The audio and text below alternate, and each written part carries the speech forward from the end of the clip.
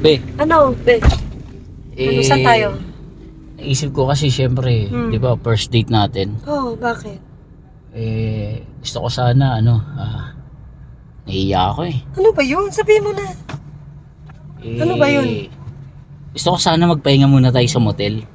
Ha?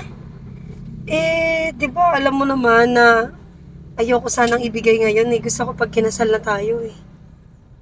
Ganun ba? Dahil malapit na yon, antayin na lang natin. Kasi nagmamadali ka ba? Hindi naman kasi, syempre, ayoko ng, kumbaga, ayoko nang mapunta ka pa sa iba eh. Gusto ko, alam mo yun, babakuran na kita.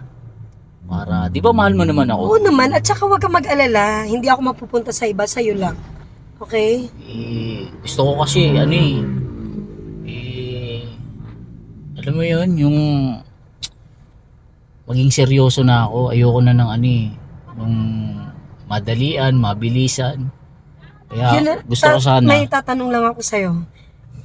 Yun lang ba talaga habol mo sa akin? Hindi naman sa ganun. Oo. Kasi syempre hindi na rin tayo mga bata, di ba? Oo naman. Hindi na rin tayo. Nasa wastong edad naman na tayo. Oo Di ba? naman. Hindi para magbulahan pa tayo. Kasi Correct. di ba nga, nagbibideo ko lang tayo. Sa ano lang tayo, di ba? LDR. Pero alam mo naman, di ba? Di ba pwede ngayon? Tsaka na lang. Hindi naman kita ipagpapalit kahit wala pang nangyayari sa atin. Kasi Ano?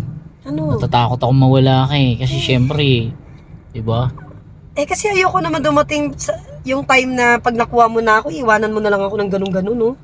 Hindi naman ako ganun eh. Kasi halos lahat ng lalaki ganun.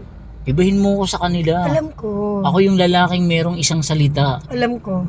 Oo. Itiwala ako sa'yo. Alam ko namang hindi kayo naging mabuti ng ex mo, di ba? Oo. Pero ibahin mo ko ron. Hindi ko gagawin sa iyo yun. Mamahalin kita. Patutunayan ko na talagang karapat dapat ako. At saka iharap kita sa pamilya ko. Di ba? Alam ko naman yun. Sinabi ko naman sa iyo yung pinangako ko sa iyo na magiging mabuting BF mo ko, di ba? Oo nga. Hindi ko gagawin yung Alam tulad ko. ng ginawa ng ex Yes. mo, di ba? Pero wag kang mag-alala. Darating tayo dyan, okay? Ayaw pero- mo naman mangyari yun eh. Pero gusto ko sana, alam mo yun. Sige na, babe, baka pwede naman. Ayoko sa ngayon. Cut mo, sorry. Oh. Ano kaya ending natin muna?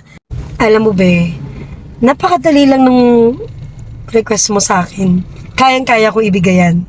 Pero, kayang-kaya mo bang ibigay yung gusto ko? Ano ba yung gusto mo? Ang gusto ko mangyari, kahit makuha mo ako ngayon, ay pag ikinasal na tayo, ipapangalan mo sa akin yung house and lot. House and lot? At itong kotse na to, itatransfer mo yung pangalan. Okay lang ba sa'yo? Oo naman, be. Kaya ko naman ibigay yung gusto mo. O kahit nga buong sahod ko gusto mo, ikaw na umawak At yung bank account